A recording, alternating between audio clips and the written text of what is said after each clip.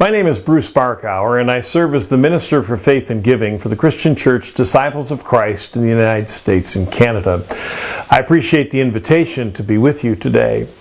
I've been asked to talk about stewardship, and specifically to address how things are changing in the context of a global pandemic and what we might expect to find on the other side of this life-altering event. Frankly, I'm not going to tell you a lot of things that you don't already know and have likely experienced, but hopefully our time together will cause you to reflect and reimagine some of the issues that you're dealing with. Let's be honest, COVID-19 has forced us to rethink a great many things about not only how we do church, but to explore perhaps for the first time in a generation what it means to be church.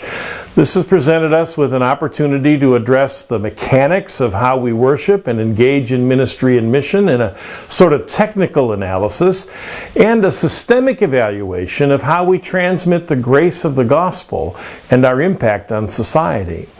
We can't return to the normal of pre-COVID church, and frankly, I don't think we should want to. That's beyond what I've been specifically asked to address in this session, but those thoughts should be a part of the larger conversations we are having, and they impact stewardship. Specifically, with regard to stewardship, a form of a sort of technical perspective is to notice that without worship, there's been no regular passing of the plate. The resources we need for ministry and mission have in many churches been reduced, while our need for those resources has not changed nearly as much. Many churches depend on so-called loose offering, that which comes from donors who don't make a pledge or an estimate of giving. In some churches, that's the only source of income because it's the kind of context in which that particular planning tool of a pledge campaign or an estimate of giving card is not the norm. It may not even be appropriate in that context. So there are often people who give when they are only there for worship, and therefore when they're not there for worship, they don't give. This has greatly impacted churches who are still not meeting together. Now, electronic giving is one alternative for this, and it's been available for some time, but honestly, many churches had not considered using this convenience until the pandemic hit. Some churches then scrambled to get these systems in place, and frankly, because there wasn't time to talk about them or time to train people on how to use them, they really haven't caught on with full vigor in the congregation. We recommend putting information about your online system on your website, including a short tutorial video that demonstrates how to use a particular platform that your church utilizes.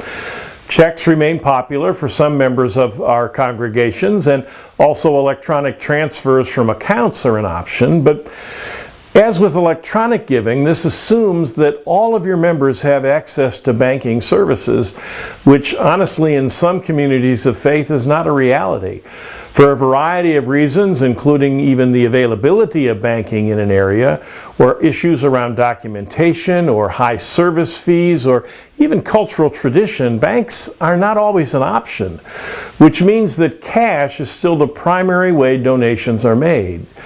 Now, since it's not a good idea to mail cash through the U.S. Postal Service, that's not really an option, so we have to think of other creative ways in which we can receive people's gifts. It's important to find a secure and easy way for members to contribute. That has to remain a priority. Now, this may mean finding a secure way to handle donations that are made at the church building during off hours. Security and safety need to be considered if you're going to do that. Simply putting a mail slot in the door so that envelopes fall to the floor on the other side of the door really isn't adequate. If you want people to leave donations in off hours when no one's in the building, consider a box that can be attached to the door in a secure way that can also be under lock and key.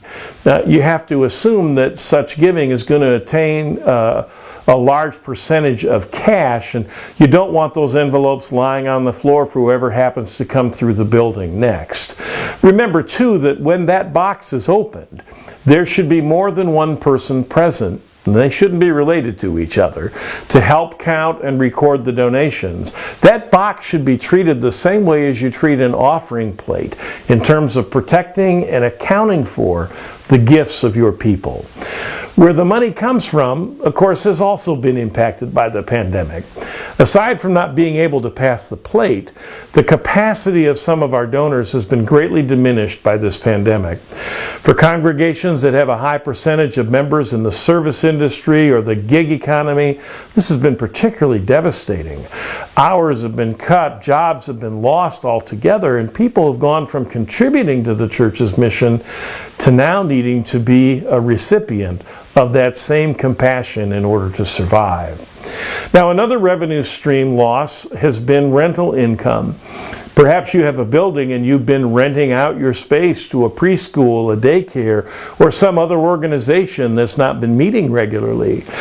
Now, if your relationship has been one of simply acting as a landlord without building a relationship with your tenants, if you will, then your options here will be limited. However, if you've built meaningful relationships with those who use your space, you may be able to persuade them to contribute rent or something at least toward the expense of the space at a reduced rate while they wait to return to the building. This can help with short-term cash flow, and it's an incentive that you can offer that would extend that reduction of rate for a period of time once they come back in the building. And honestly, some cash flow is better than no cash flow. A reduced rent is better than no rent. In the same way, if you happen to be renting space from someone else, you may wish to pursue a similar arrangement for your church. It will guarantee that the space is available, and if you negotiate well, you may actually be able to save money over the long term, even if you have to pay for space you're not currently using. It never hurts to ask, and the worst answer you're likely to get is no, and any other answer is a bonus. Now, another thing I want to mention is it's fairly clear as it stands right now in many of our congregations, offerings alone and even the subsistence, the subsidy of a rent income is not going to be able to sustain the congregation for a long term unless the church is growing and thriving. If time allows, I want to offer a few thoughts about how to help your congregation thrive based on our experience and what's been revealed recently by several studies in the United States and Canada of congregations. But for now, let's just talk about those income streams. We've already mentioned rental, and here it's a chance for you to think creatively about what are the ways in which we can leverage the asset of our building if we own one? Who might be interested in using space from us? Are there certain parts of our building, like the kitchen, for example, that may have a particular value for someone who's wanting to work in the catering business, for example? If you have a recreational space, are there local teams that may want to come in and practice, even if they don't need your space for games? What if you have extra classroom space that's not being utilized? Maybe there's an artist who needs a studio to work in. If you can provide secure space, they might be willing to pay you for that space. Maybe a nonprofit organization needs an office in your neighborhood, in your community. It's a matter of thinking creatively about what space do we have and who might be able to use it, and then determining what that space is worth, what the value of that is to us and to our partners, and coming to an agreement that brings income from that asset of space in your building. Another thing to be thinking about in terms of income streams are who are our missional partners in the community?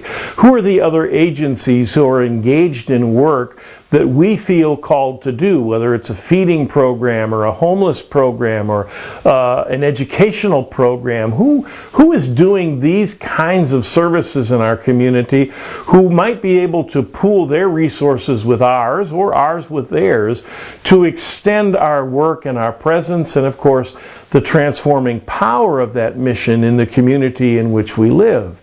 Who wants to invest with us to do this work? Who are the major donors that donate to that kind of work, either in time or money? It's good to look around and see who's at the Habitat Build or the soup kitchen line in the serving side on a Saturday morning when you're engaged in that kind of program, or wherever you are in the community, whatever the time or day. Who's around you? Get to know them and their names and see where their passions are. They may be very interested in supporting a work that you feel clearly called to do. Do you have a community foundation or other philanthropic agency that might want to support you? Larger communities are often gifted with those kinds of resources, but it takes a little imagination to see how the things that they see build better community fit with the things that you want to do in the name of the gospel, and how you can work together and keep things just separate enough so it's not them supporting a sectarian operation of a church, but supporting something that enriches the community in which you live. And when it comes to finding just individual donors, people ask me, well, how do we know where they are? And again, in a larger city, notice who supports the local theater or orchestra or ballet company, who's involved in the art museum or the science or children's museum in your community.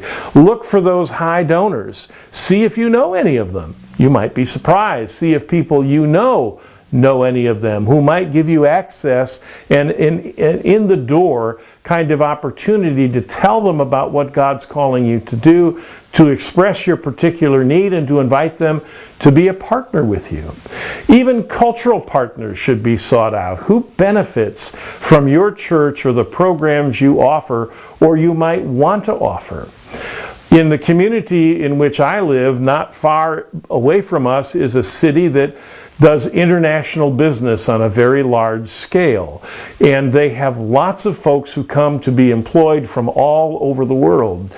And these are folks from different cultures than central Indiana. So the question is, how do we help those people get integrated into the community to find connectional systems that support them and build their life and make them happy and make them want to stay?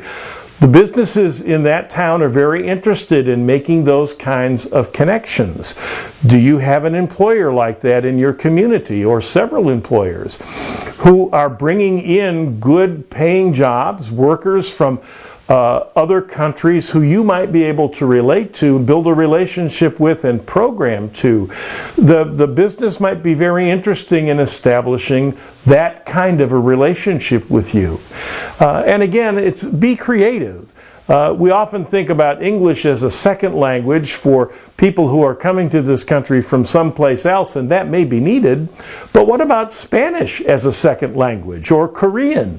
What about the opportunity to teach our neighbors our language? Many are curious and would love to be able to converse with us. Maybe it's sharing other cultural resources that can build community.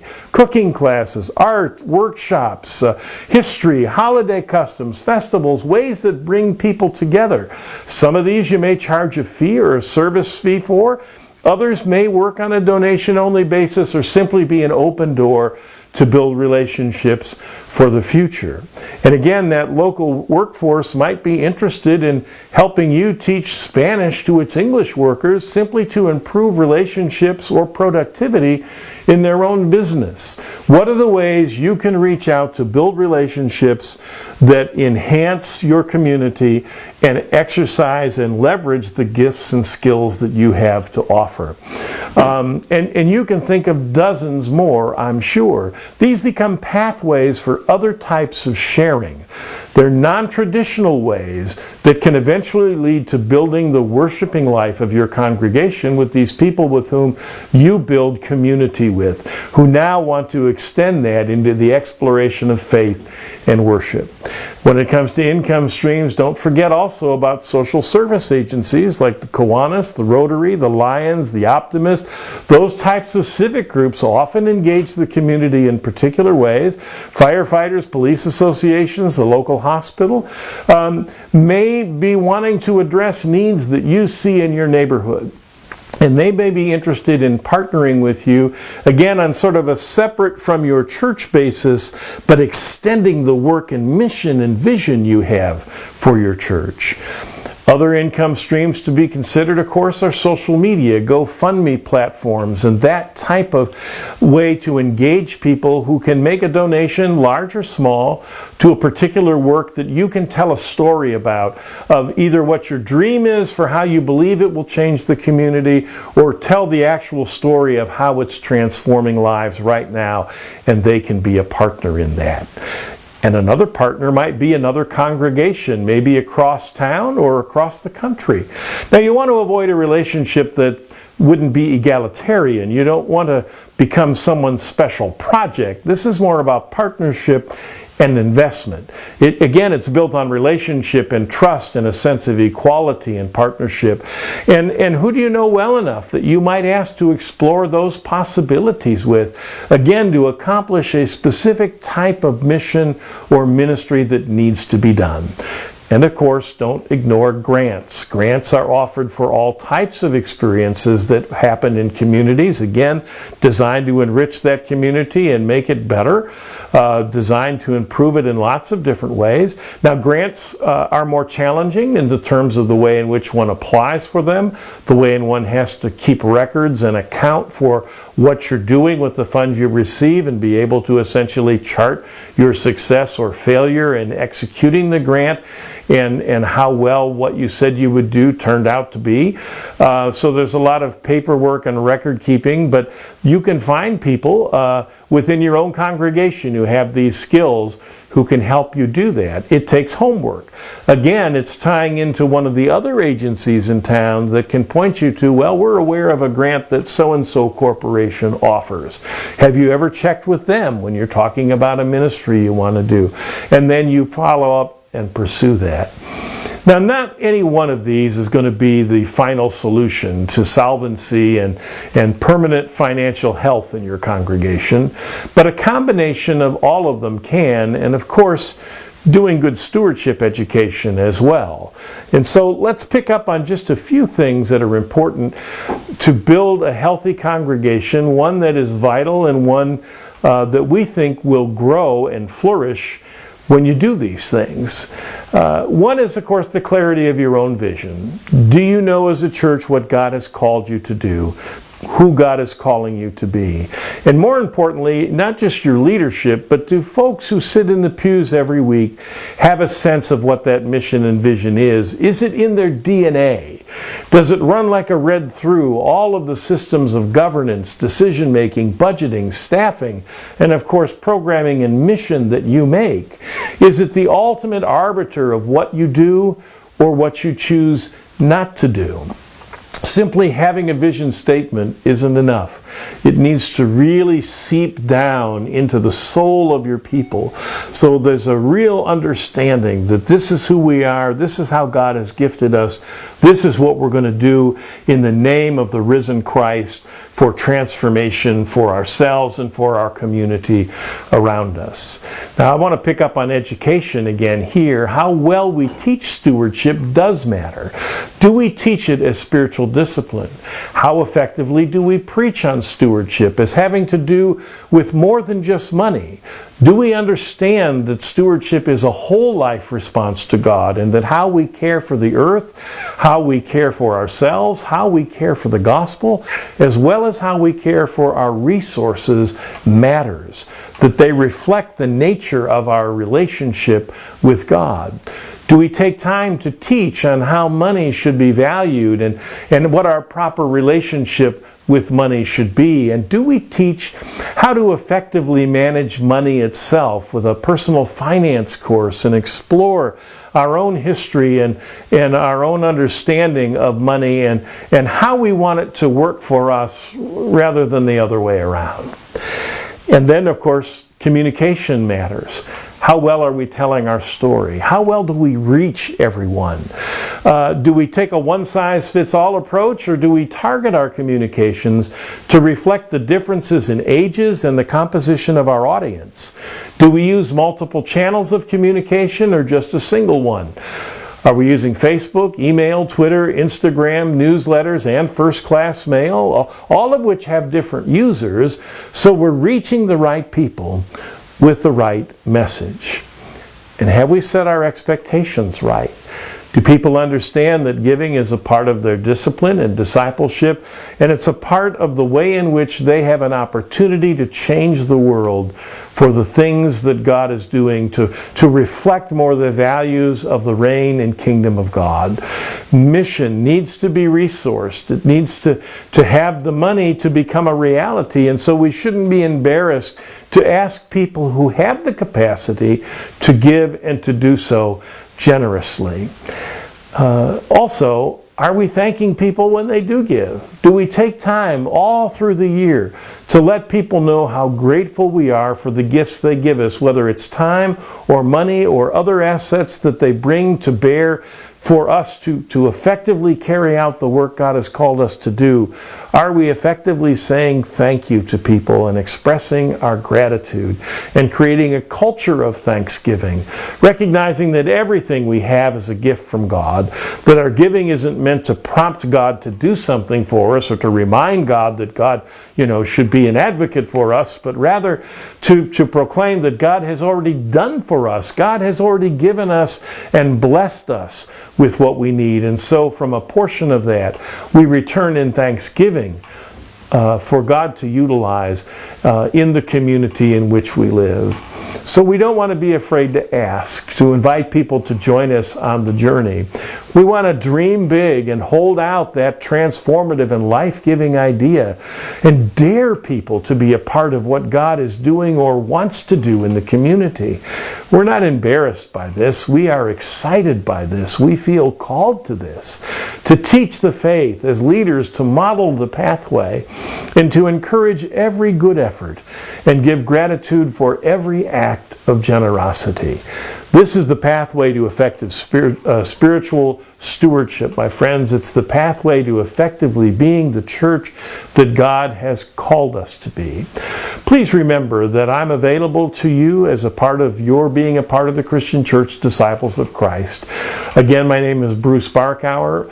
The ministry is the Center for Faith and Giving, and you can reach us at centerforfaithandgiving.org on the internet, or my email is bbarkauer@disciples.org. Thank you for this time, and I hope you have a great discussion about these ideas.